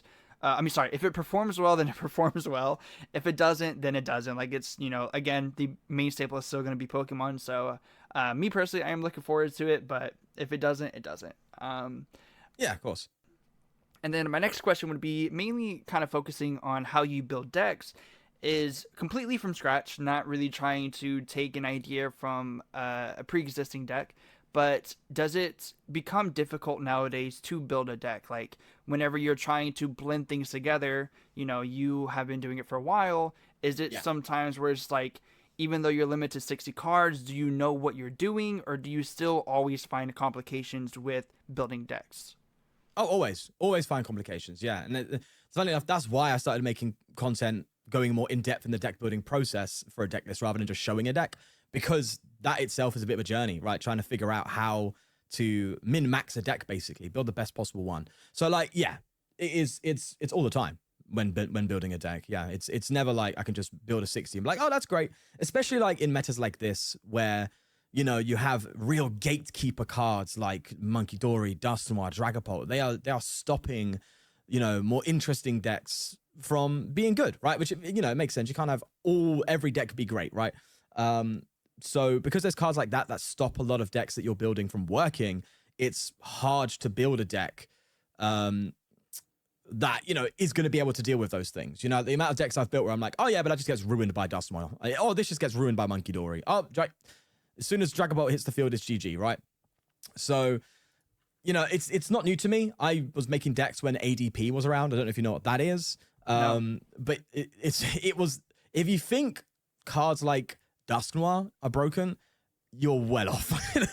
ADP, Arceus, Dialga, Palkia, Tag Team GX is one of the most oppressive cards ever to exist at its peak, and it shut down every deck. It was like the deck. Nothing else could beat it, period. Making a rogue deck in that era, you were just like, okay, we're going to pretend ADP doesn't exist, and we're going to make this video, because that's all you could do. Obviously, it took extra prize cards. It was hell. So yeah, I've been building decks around that era too. So I know very well that it's super difficult to build decks when cards like that are around, and even in the modern format. So nonetheless, yes, from scratch, there are a lot of difficulties that come up when considering those situations and those formats. But I think that's a part of it. I think that's the challenge, right? Mm-hmm. Yeah, there was it's actually kind of funny that you're talking about, like, I actually started in the Scarlet and Violet era. I never started, with Black and White or anything Sword and Shield. I only started with Scarlet and Violet, and of course, we had Sword and Shield cards still. I think I started the rotation when we still had, I think it was like Brilliant Stars and all that, like the last three sets of Sword and Shield. Yeah. That's whenever I started playing. And then like getting ready to understand rotation and everything like that was kind of a hassle, because I was like, oh my god, I have all these amazing supporter cards and you're telling me that I can't use them in a couple months. Like, what the heck? So yeah. A rotation to me is definitely like I'm still kind of learning it and everything like that. And even today with kind of what we're about to get into, fourth wall break, we actually are doing this before we start playing the game, so none of us know what we're playing against. Whenever I was getting ready to make my decks, I was like, let me try and do something unique and fun that I feel like is strong, but like it was still a hassle. It was like, I want to perform well in front of like someone that I not want to say idolize, but like someone that like is a big content creator out there, and I want to like kind of impress him. And then I need to impress me. Yeah. And then precious for tires, Yeah. And then I was like, well, let me do something, because like if it is good, maybe it will show some light. So, whenever I build decks, I definitely want to try and give something kind of a taste that it doesn't have, because a big staple with this channel that I'm trying to promote is that yeah, a lot of people are tired of meta decks realistically, because I mean it's just the same thing on the ladder. Like if you're playing to compete, definitely go the highest meta you can. Like you're wanting to win, but like if you're playing casually, like you don't want to potentially just get donked or like decimated by a Goldango turn 3, you know what I mean? Like you want to have fun, and then the more that those games start to pile up, then the more that it's just like I don't even want to play TCG sometimes, because even when I play casually and I'm just playing it like on a casual ladder, not ranked, I go against Dragapult, and everybody knows I hate Dragapult. Dragapult is like the bane of all of existence to me. I hate it so much, and I preach it every time I see Dragapult. Like I give audible frustration. But it's just like if you're playing casually and you're just wanting to have fun, it's not fun whenever you keep losing, and you like that sore loser mentality starts to kind of like build up in the back of your head, and then you just stop playing, and then you're just aggravated. And that's honestly with any other game. It's not even just TCG. Yeah. Mm-hmm. Yeah, I get that. I get that. Yeah. And if you were to give any advice into how a person could start building decks, like what is something that they should more so focus on, what would you try and give that advice about? Like, should they prioritize items, supporters, strong Pokemon support, like what engine, like what would you try to give somebody out there that is still learning or wants to try and start building decks? I think the best advice I can give, because there's so much that to do when building decks, right? Because, you know, I can't say something like, oh, focus on item cards, because there might be a deck that doesn't need as many item cards, you know, or I can't say like, you know, have this count of Pokemon, this count of energy, this count, because every deck is different and requiring different counts of things. Ultimately, you want to maximize the strategy, right? You want to get the most out of what you're trying to do and get it done as consistently as possible. So my advice is definitely just make sure that the deck is functioning first before adding any gimmicks. Don't add these little cards here and there that, yeah, they're fun and interesting, but if they ruin the deck completely, make sure that's a last thought rather than a first thought. So make sure the deck is functioning, it's built, its foundation is set, and then you can add the interesting stuff on top and balance it out from there. So consistency is king, is what I would say, especially when building rogue decks, because you want to make sure it's performing, because otherwise, you know, you're going to have that experience, as you said, where you're just going to lose a ton of games and then you're just not having fun anymore. And the point of rogue decks is to have fun, you know? Number two, I would say, is just consider the meta. Just know what's going on and know what your deck's going to struggle against. If you're building a deck with low HP, Shaman, Psyduck, loads of battle cages, right? Golduck even. Just make sure you might even want to go overload on that. Like I'm working on a deck that plays like 3 battle cage. Yes, Golduck, Psyduck, Shaman. It's got everything in there just to make sure it can stay alive in a format with Dusknoir, Dragapult, and Monkey Dory. You know, because it gets bodied by all of them if you don't have that protection. So just know what your deck's weak to in the meta and take that into account. Those are the biggest piece of advice I would say. I know they're more like philosophical rather than practical.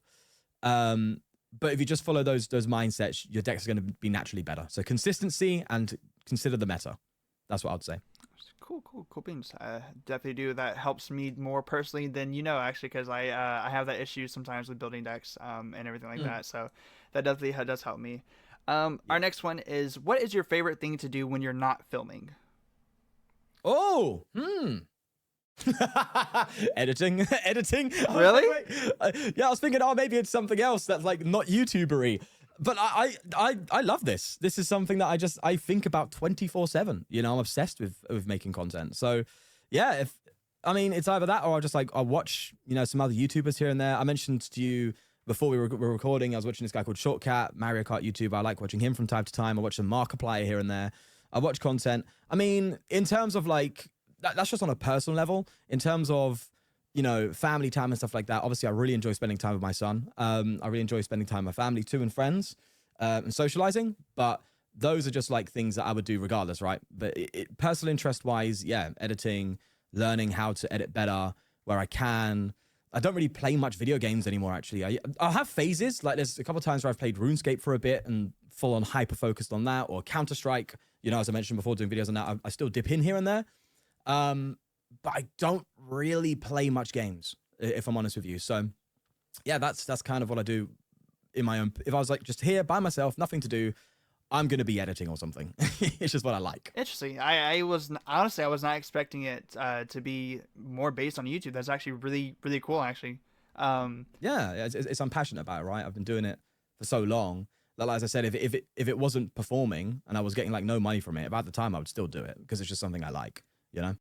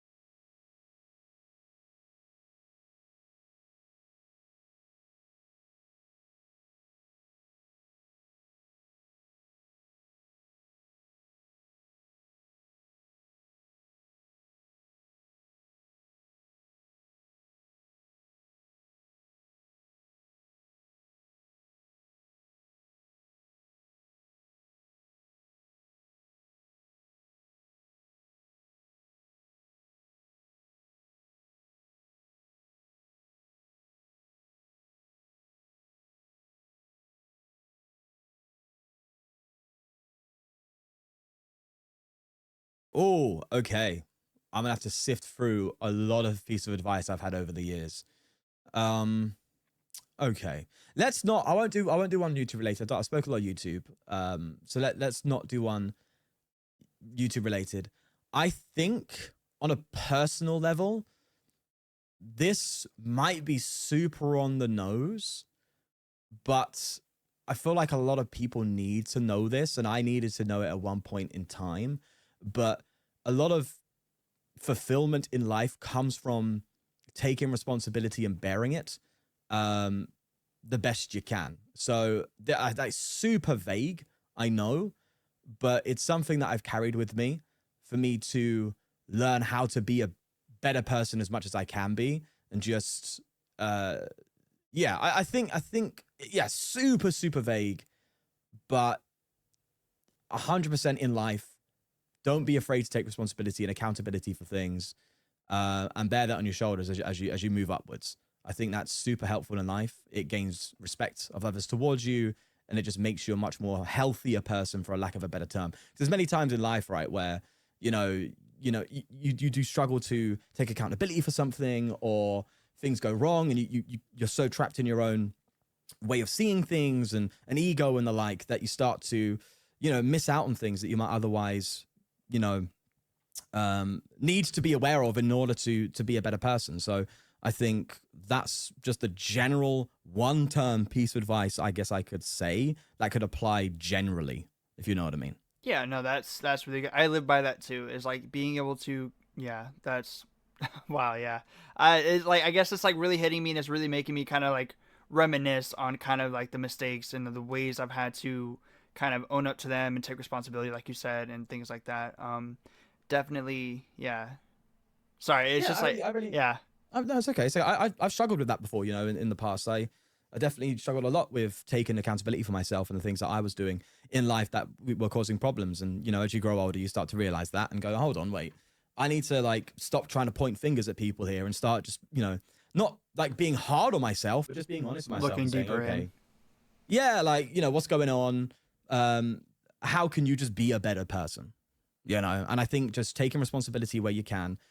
Also, standing your ground where it's needed. Don't get me wrong, don't be a pushover. But, taking responsibility and stop pointing fingers all the time when things go wrong in life.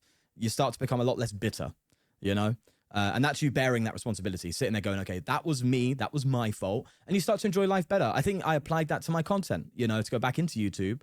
A lot of one of the biggest philosophies on my channel is I'm the misplay guy, right? I'm the guy that misplays all the time. And I get a lot of, sorry, I'm rephrasing that. I apply that mentality to that content. So when I do misplay, instead of like, oh, it's the game, oh, this is happening, oh, this is happening, although sometimes I still do it, you know, I'd sit there and just laugh it off. Oh, I did this wrong, and then laugh it off, right? Oh, it's me, it's my mistake. And, you know, you look at the bigger picture, it's a card game, it ain't that deep, it ain't the end of the world. You know, you're gonna finish the game and you'll forget about it in a day. Just have some fun with it, you know, and laugh it off. And I think for me, that's effectively taking responsibility there and just going, okay, I'm not going to point fingers. I'm going to say that's me, that's on me, laugh it off and get on with it. Yeah, no, that's really good. So it's applicable in many things in life for sure. Heck yeah. All right. Yeah. that was really good, actually. Thank you so much. I feel like me being able to like kind of hear that again, and I'm sure a lot of people out there, maybe they'll hear it too, and just like let them know that, yeah, like it's better to kind of look into yourself rather than looking at other people. Like that's because it ultimately boils down to it is kind of your life, and it is a situation where like it revolves around you most of the time. So I think that is a really good kind of piece of advice. So thank you for that. Yeah, I mean, like you can't control what happens to you, but you can control how you react to it, right? I think that's the biggest thing. Exactly. Okay. So what is a piece of media that you feel has changed you? Like a video game, a movie, a TV show, a book, any type of media.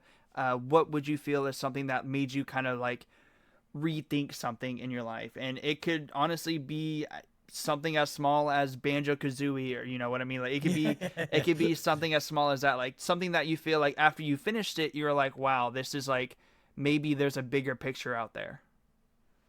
Or this is going to be such a nerdy thing, but I don't give a damn. It is Attack on Titan. Oh my God, yes. Finishing that, when I finished that anime, I was like, wow, there's so much meaning to that. And I can see what's going on. I can understand it to the best, obviously, with my interpretation, and apply a lot of that to my own life. Yeah, I think it was finishing that was really profound. Yeah. That's the same thing for me. As I used to be a D1 hater on Attack on Titan. I used to be like, I'm never watching this, and I'm never gonna give it a try. And then me and a friend, we made a wager. I was like, oh, you know, I'll watch Attack on Titan if you watch this and that. And I started watching it, and season 1 to me, it was like, it was fun. It was like a slow pace. And then season 2 and 3 and 4 and all that, it's like whenever the story started really building up, and I was like, oh my God, like this is really kind of getting in there, and like I was obsessed with it.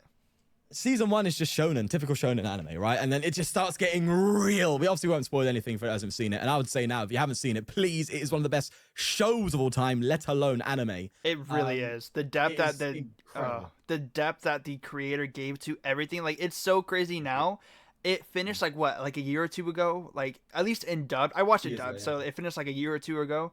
And even now today, I'm still discovering things that like the creator had written and kind of put things in. So it's just like, man, I want to talk about it, but of course, like not spoil it. It's just like, if you have not seen it, I definitely do agree with him. Like it's something like will genuinely, I feel like, change your mind on anime, and like in a good way. Like it makes you really appreciate the depth that some of these creators do. Because like now that I've watched it, I like, whenever I'm watching shows nowadays, I like kind of like look in the background. I look at the details, because sometimes the story and everything else like that is hidden in the background of the details that like you're not focused on. And like, that's what makes them kind of like, it builds character. It builds a lot bigger story than, you know, if you just pay attention to the background, and you will find so many different things. Like, for example, like everybody went so schizo with the Stranger Things recently. The whole conformity gate and stuff like that is because they were looking at stuff in the background. If it's gonna happen, it's gonna happen. But like, the fans were able to make an entire different story than what was perceived to them by like the mainstream, and like that's so cool. I think that people being able to do that is really, really cool. Yeah, and the reason why Attack on Titan for me was the answer to that question, because I think it nails nuance. It nails the blurry reality of life. It's not black and white. It's not hero hero villain, good guy, bad guy. That's not how the real world works. And I think Attack on Titan really taps into that and just gives you something that feels so real, and reminds you that that's how life is. It's not as simple as many people would like it to be or think.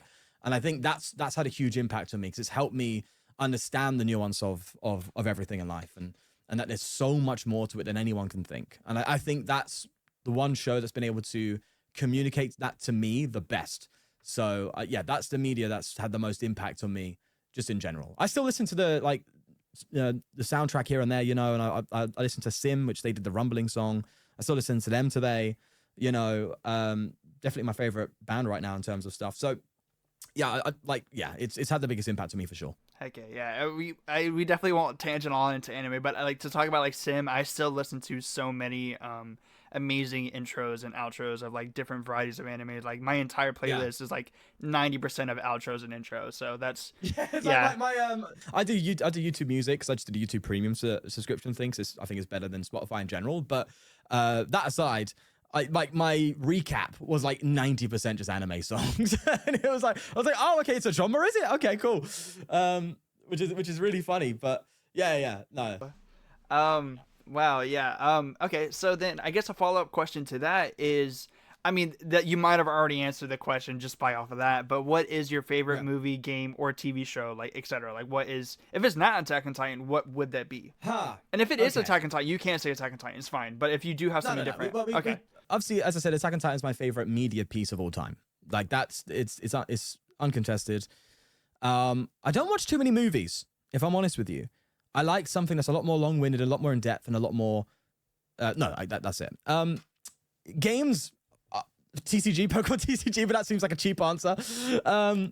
So, okay. Movies... I'm not a movie guy. So I will say my second favorite TV... Death Note. I'm sorry. No, that's good. That is good. That is good. No. Yeah, I mean, that's definitely the answer. Movies, I don't watch too many movies. I did like there was a robot film that was like made by, I think it was DreamWorks more recently. I think that was kind of a cool film. It was like a robot in the wilderness or whatever? Yeah, I think it was just really nice. Or there was the one that was, what was that film that was made in Blender of the cat? I forgot what it's called. Oh, it's so cool. I think, it was a movie that was made solely in Blender or something. And it was just, there was no words in the whole film. It was all visuals, and it was just really well done. I really like that film. It's super creative. If you could find it, let me know what the title is. I'll put it on screen, or maybe I'll even watch it for myself. I mean, that sounds interesting. Yeah, I'll just quickly, it should take 2 seconds. Flow. It's called Flow. Flow? Okay, cool. But huge shout out to Flow, I guess. But The Wild Robot is the movie that you mentioned. Wild Robot, yeah. What is? I'm gonna completely like put my fiance on blast right now. We watched it, and she thought it was like the most horrific and most sad movie possible. And realistically, it is a sad movie. Like in the grand scheme of things, like it is a sad movie. But she was crying the entire movie. And it was a good movie. And honestly, if I were to rewatch it with her, she'd probably have the same reaction. But the only time I cried was whenever the fox... was it a fox? Pedro Pascal's character, I believe it was a fox.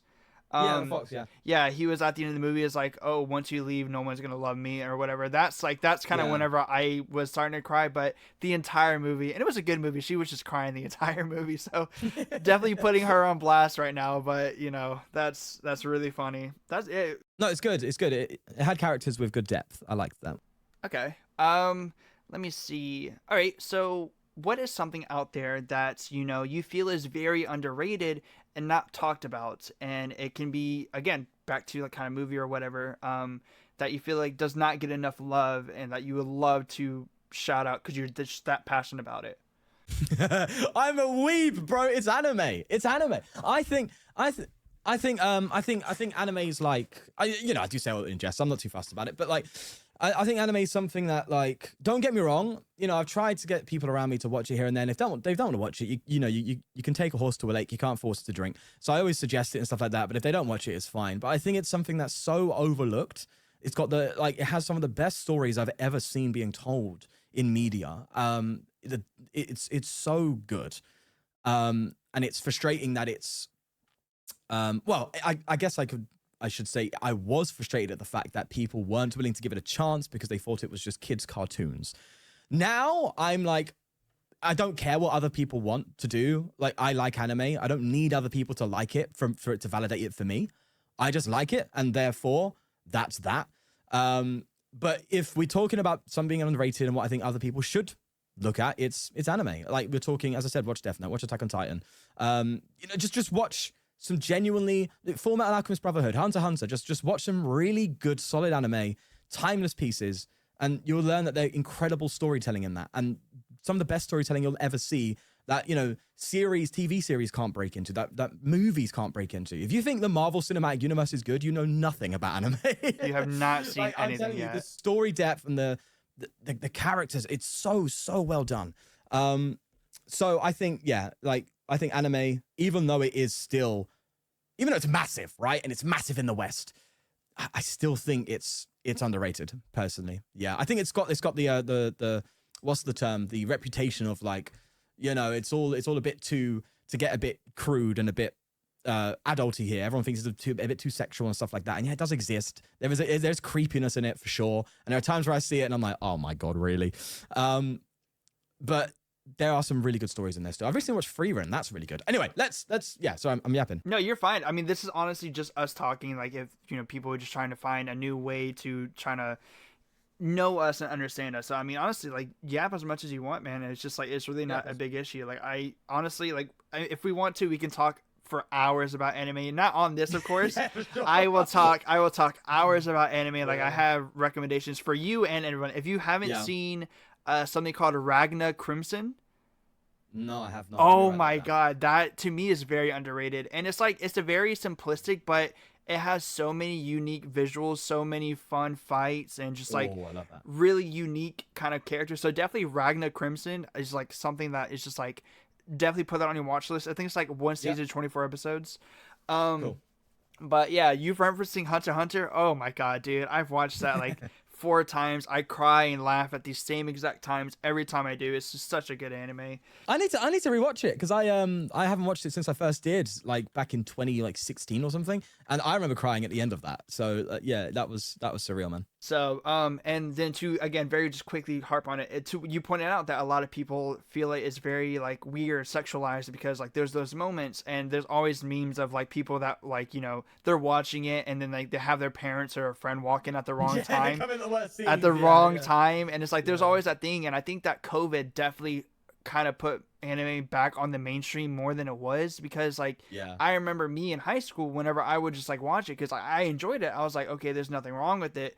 I would just like sit in class when we have free time and I'll just watch Dragon Ball Z, or I would watch like just like something current at the time, and then like people aren't focusing on me, but then they start focusing on like Dragon Ball Z is notorious for their crotch shots. I don't know why, but like they're notorious for those, like especially in that area. So like they just like they focus on that, and then I got called weird and a weeb and all that in high school because I would watch that.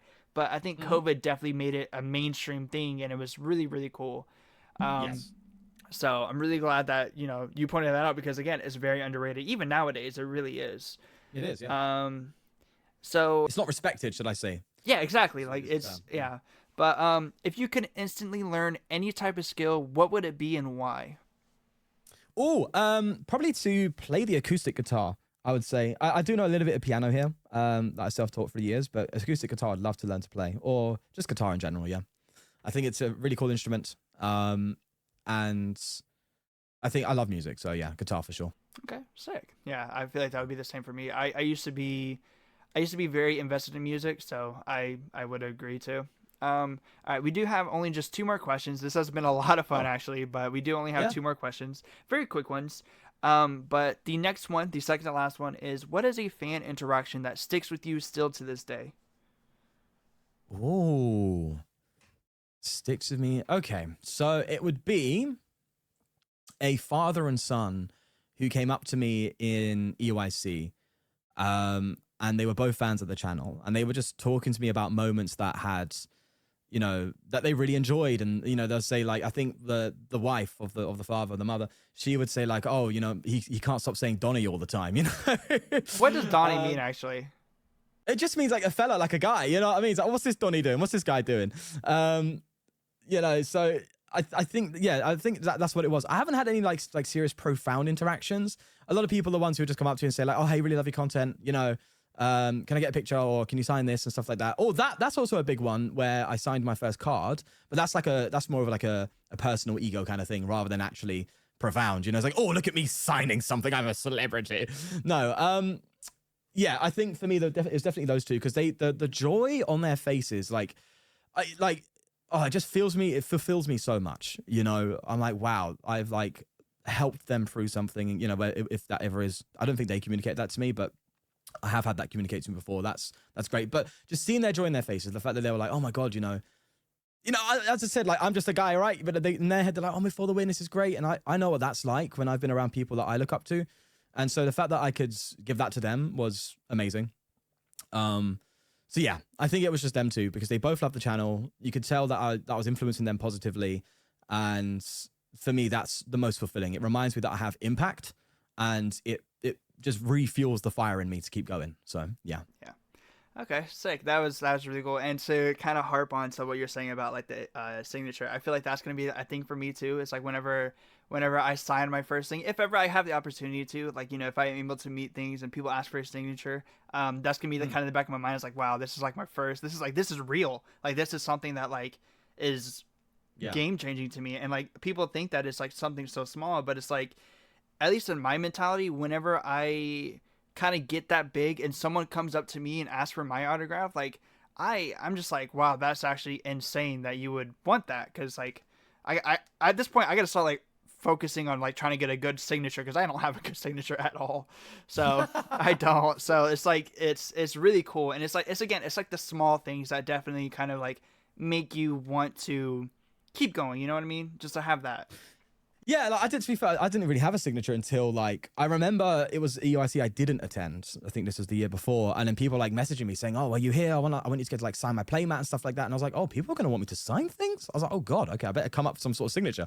So I had the signature ready at that time. But even then, when I got there, I was like, "Oh, no one's really gonna want that." It wasn't like too in my mind anyway. I was just there for a good time, right? But then as soon as someone came up to me and said, "Can you sign my card?" I was like, "Oh my God, yeah!" Like, of course. But I was still a bit taken aback. I was like, "Wait, you want me to sign your card?" But yeah, no, it's definitely, as I said, that's more of like a personal one, just for me. But in terms of what matters the most, I think it's just, as I said, seeing the impact of the positive impact that I'm having on people and the joy that it's bringing to them. I think that overthrows the signature thing like tenfold. You know what I mean? It's just so good. Mm-hmm.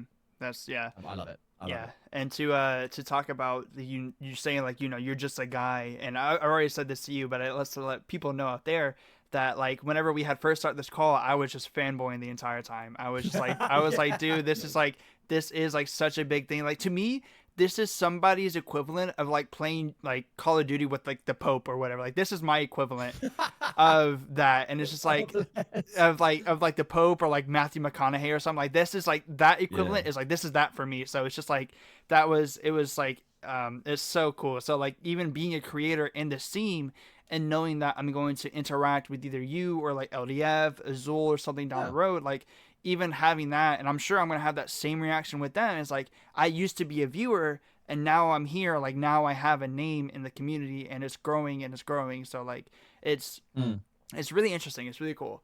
But the very last question, and it's not really like super important, but I mean, I feel like it's something that's kind of wanted me to know too, is do you also collect TCG, like just like for like, you know, art rares or anything like that? And if so, what is your favorite card among your collection? I don't. You don't? I don't collect TCG. No, actually. Yeah. I mean, funny enough, I got into it from collecting. I started collecting first off, just a little bit here and there, opening packs here and there and like pulling the cool cards. I'm like, oh, this is going on, I'll buy a card here and there. And then I started playing and then from there never really collected. Yeah, I don't know why. I think for me, the joy I've had with the TCG has always been playing it. I mean, the arts are great and there are cards that really do catch me, but I never really get around to buying them. I'm not necessarily the collector type, if I'm honest with you. I think as well, more recently, it's been soured by the scalping stuff. So that's even like more so put me off. So don't get me wrong, there's been times I'm like, oh, I'd like to like get this card or start a collection based on this. And the idea entices me, but I'm like, oh yeah, but that's just gonna be impossible. The price is gonna be too much, and it's not worth it. With the way things are going right now. So, you know, the scalp situation's put me off for sure, but just in general, I've never really done it. You know, another fun fact quickly is, I have said this before many times, but I'm not actually that interested in Pokemon, the franchise. I like the card game. I like how it plays. I like the interactions of the cards. I like the energy attachments. I don't like the prize cards, but that's a different thing. I like the competitive experience that the Pokemon TCG gives. I like how the ease of entry is really great with it. I like how it's got very simple mechanics to understand, but a ton of depth. That's what I love about it. But yeah, in terms of the Pokemon franchise, I'm not actually that interested, if I'm honest with you. You know what? I actually do agree, and that's been something that I've been realizing lately is that I don't really get excited for the new games except for the Pokepia. I do want to play the Pokepia that does come out. That actually does look fun. I love Animal Crossing and everything, so it's just like another Animal Crossing based game, open world survival. But yeah, I agree. It's just like I'm more excited to see what these Pokemon cards are going to be based off the game. Like what's going to change the format, what's going to kind of just like adapt in a very unique and fun way. So it was just like, it was really cool. And I'm glad that you pointed that out because yeah, it's just like, I don't even care about the games as much anymore. Like I'll play them, but like, I'm not going to put my heart and soul into them as much as I used to, you know what I mean? But yeah, I mean, like, don't get me wrong, there are some Pokemon that have like a special place to me, like Mewtwo and Blastoise and stuff like that, because they're like favorites from childhood, so they hold a special place. But that is literally about as far as it goes. You know, like the cards could literally be a completely different franchise. It could be Digimon. But you know, at the end of the day, like when a card comes out, just as you said, I don't really care about what Pokemon it is. I care about what it does. It's as simple as that. I was like, I don't care. I just want to know what it does. Is it good? Is it fun? That's what I want to know. What interactions can I get out of that? What decks can I make from that? That's where my joy is. Yeah. Well, hey, actually, I just realized this is like probably the most obvious question to ask. I haven't even asked it. What is your favorite Pokemon? Oh, well, Mewtwo then, right? Because Mewtwo. Okay. Yeah, childhood. I remember going to watch the first movie. That's when I was like real in my Pokefan phase. I just loved Mewtwo in every way. I think it's just such a simple design, but effective. You know, looking at it now as an adult. Yeah, Mewtwo. Simple as that. What's yours? Trico would be my favorite. Oh, yeah. Okay, that's a good pick. I like that. Yeah. It's just, I feel like such an underrated starter. I love it. I mean, I don't really see it get as much love, but yeah, for me, it's Trico. Trico is probably my favorite starter and just Pokemon in general. That's Gen 3, right? I think the starters for Gen 3 are definitely the best because you got you know, Trico, Torchic, and Mudkip, right? They're all really good starter Pokemon. Yeah. Like, just design-wise, they're really good. Even their final evolutions, you know, you see people split. Like, some people love Sceptile, love Swampert, or love Blaziken. You know, Blaziken's obviously the main favorite. But, yeah, that was a really good era, I guess you could say, of starters. Yeah, and I hope to God we get a good Mega Sceptile card in the format. I hope to God we do. Because man, I hope so. Because I would play that religiously. That would probably be my only deck that I ever play. But I mean, thank you. I mean, that's all I have today. I mean, unless you want to say anything else. But I mean, for the most part, that was kind of just all it. And this is probably gonna be a long video. But honestly, like me personally, I thought that was just really good to learn a lot about you. So. I mean, I guess just to wrap it up, I mean, of course, people can find you on YouTube, but I mean, if you want to shout out anything else, like any other social media, or if there's any big projects that you have in mind that you want to kind of tease to the audience, I mean, definitely just kind of let people know what to expect from you down the road.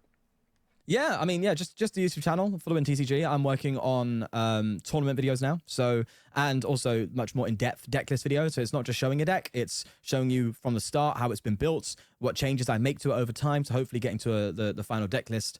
Definitely much more heavily edited, and much more entertaining, I hope. So yeah, working on those really big projects right now, and that's about it, really.